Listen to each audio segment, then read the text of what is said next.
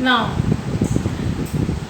welcome back, children. I again welcome you all to to the third video, that is part 3 of the story Quality, and we are going to continue from where we had left in the last video.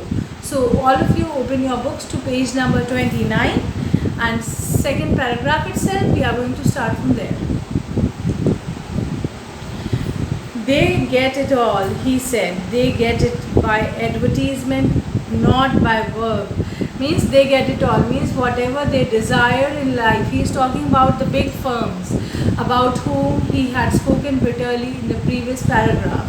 Now he is saying that they get it all, they get everything, whatever they desire for, they get it. But it is not because of their work. They get it because of their advertisement, because of their, you can say, because of their because of the awareness that they create regarding their brand. Big firms, they take it away from us. They take it away from us means they take it away from someone who works so selflessly in a particular trade for its excellence, and who they take away from someone who works for quality and not for who works for quality and not for, you can say, not for money. Who loaf our boots, it goes to this presently. I have no work. Means he's saying that I have no work at present, and it is because of these brands. Every year it gets less, you will see, and every passing year, every passing day, the work that we get, it is coming down and down. The amount of work is coming down because there is so much competition.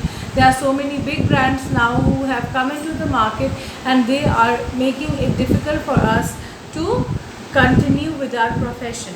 And looking at his lined face, I saw things I had never noticed before. At his lined face means at his wrinkled face.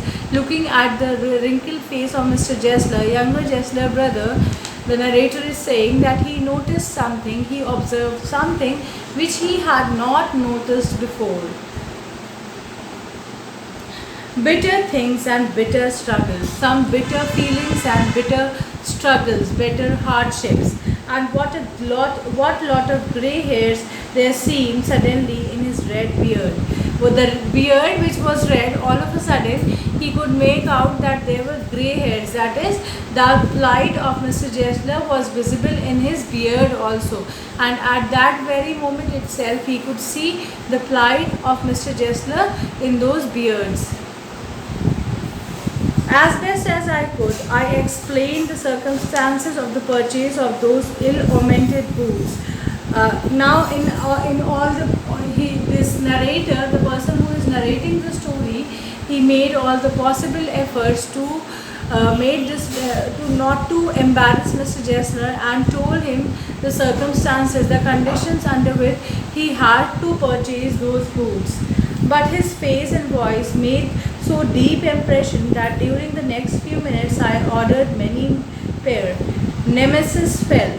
Now his voice was so much painful, and the expression with which he revealed his feeling to this man, that is the author, it gave the feeling as if it had penetrated deep inside the author's heart, and he could not withhold himself. During next few minutes he ordered many pair of shoes from Mr. Jessler. They lasted more terribly than ever. Now he's telling Nemesis fell, means what will he do with such boots? What will he do with those shoes? Because the shoes which are prepared by Mr. Jessler, they last for a long period of time. They were very long lasting, and I was not able to conscientiously go to him for nearly 2 years. Means out of guilt. Conscientiously means out of guilt. He was not able to go to Mr. Jessler for another 2 years. When at last I went, I was surprised to find that outside one of the two little windows of his shop, another name was painted. When he went there to Mr. Jessler, he found that there was some change in the outer appearance of the shop, and that the window was the outside was painted, and there was another board on the another name painted on the board, also that of a bookmaker, and that was not of a shoemaker. In fact, the name was of a bookmaker. Making of course for the royal bookmaker, making of course for the royal family, means the bookmaker of course offers books to person who want to study. And previously you can say in olden times there was class struggle, and people of high family itself, they only could attain education. That's why he's saying that the shop was made for royal family. The old familiar boots no longer is dignified in dignified isolations were huddled in the single window. Now he could not find any boots of he could not sorry children, it was actually a boot maker. Two little windows of his shop, another of two little windows of his shop, another name was painted, also that of a bootmaker. Making of course for the now the shop was now divided into two windows and one shop. Previously it had only one board. Previously it had no board at all, and now there was a board on one of the shop, and the board was also of a bootmaker, and it gave the impression as if it was the shop which made boot for a very royal family. The old familiar boots, no longer in dignified isolation, were huddled in the single window. Now, old familiar boots, the boot which Mr. Jessler made, they were no longer visible in the showcase. Inside the now contracted well of the one little shop was more scented and darker than ever. Inside, as he went inside the shop, he found that it was more scented, means there was more smell in the shop, and there was less light also in the shop. And it was longer than usual too, before a face peered down and the tip-tap of the bar slippers began. At last he stood before me, and gazing through those rusty iron spectacles said, "Mister, isn't it?" Now it was longer than usual too, before a now whenever I had already explained to you that whenever the narrator went inside the shop, he took his seat and sat, and then after some time a face peered from upwards, and then the owner of the shop, they came out and they asked for the order. Now it took more time than previous occasions, and after some time was taken, tip tap slippers, he again heard that sound. At last he stood before me. At last, finally, after a long wait, the owner of the shops came and stood near the author, and gazing through those rusty iron spectacles. Rusty means the spectacles which the frame of the spectacles that had been rusted, said, "Mister, isn't it? Mister, isn't it?" "Ah, Mr. Jessler," I stammered. I stammered means I stopped. I was not able to speak fluently. I stammered. "But your boots are really too good, you know. See, these are quite decent still." And I stretched out to him my foot. He looked at it. Now Mr. Jessler is saying, now the author is saying that the boots that were prepared by Mr. Jessler, they were actually very much decent, and they are quite decent still. And then he stretched his foot out to show it to, then the narrator stretched his foot out to show the quality that was prepared by Mr. Jessler to him. "Yes," he said, "people do not want good boots, it seems." People means people do not want good boots, it seems.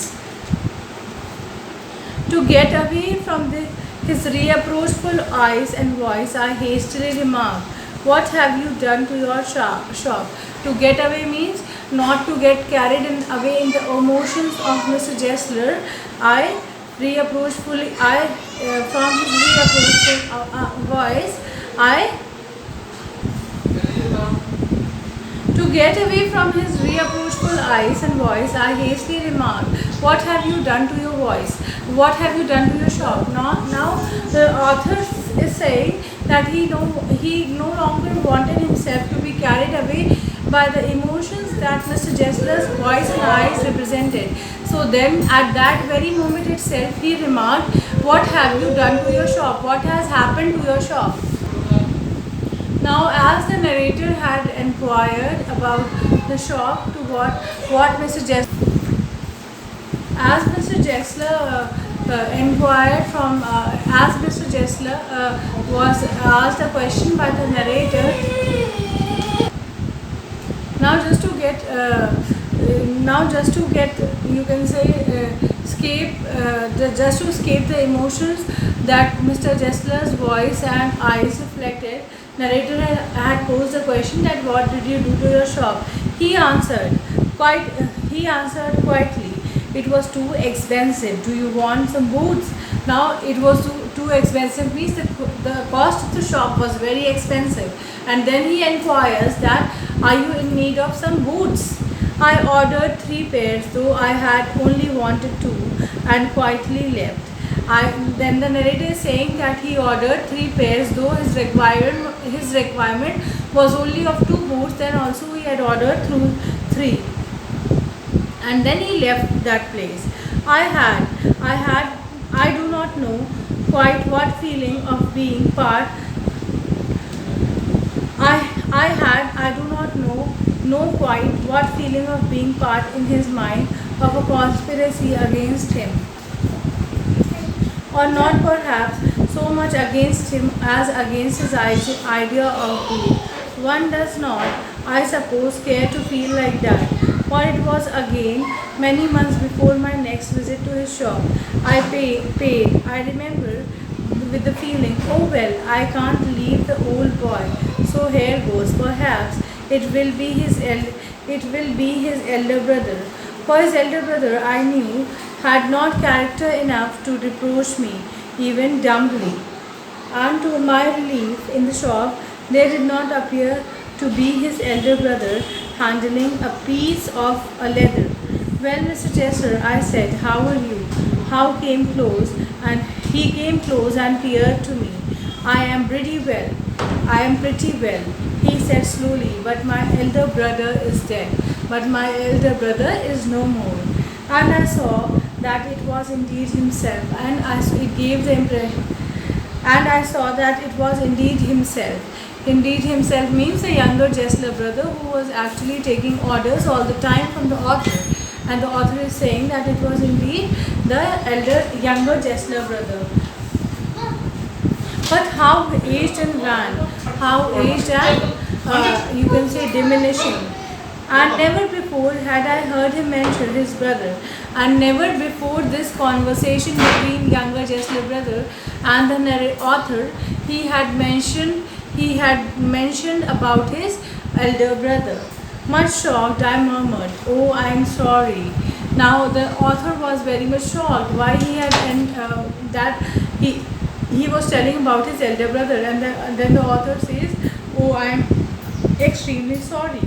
"Yes," he answered, "he was a good man. He made good boot, but he is dead." And then when the author said sorry to the younger Jessler brother, he said, "Yes, I am sorry.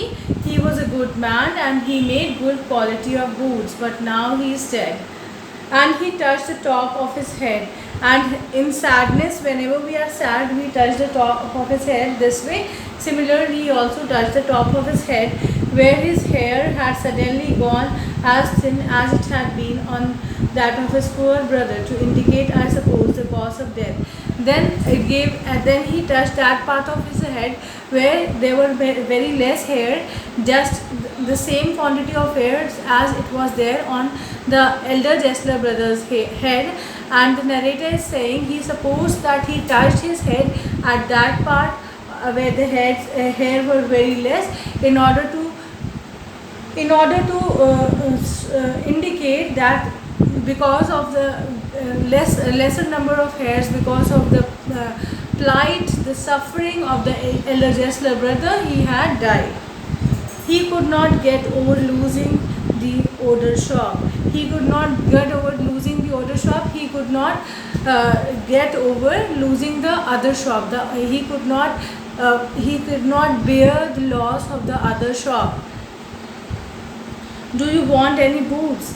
Do you want any boots? Now younger Jessler brother is asking, do you want any pair of boots? And he held up the leather in his hand, and he was holding a leather in his hand.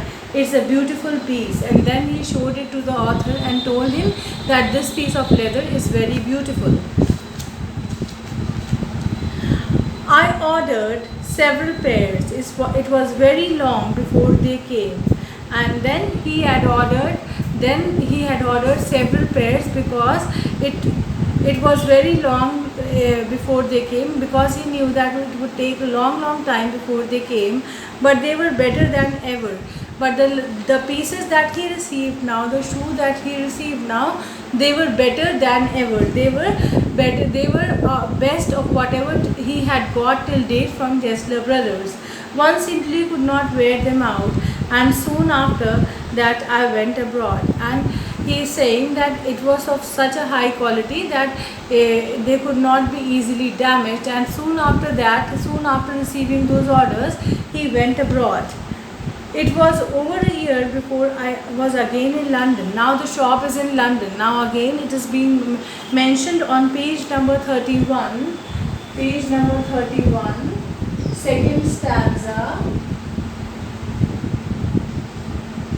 that the shop is in London. Now the narrator is saying that it took him over a year before he was again back to London. And the first shop I went to was my old friend's. I had left a man of 60. I came back to one of 75, pinched and worn and tremulous, and genuinely this time did not at first know me. Now when he had gone a year before abroad, then the person who was there in the shop, the younger Jessler brother, he was of 60 years of age, but just after a year it gave the impression as if he was a man of 75 years. And at this time when he came to the shop, he could not recognize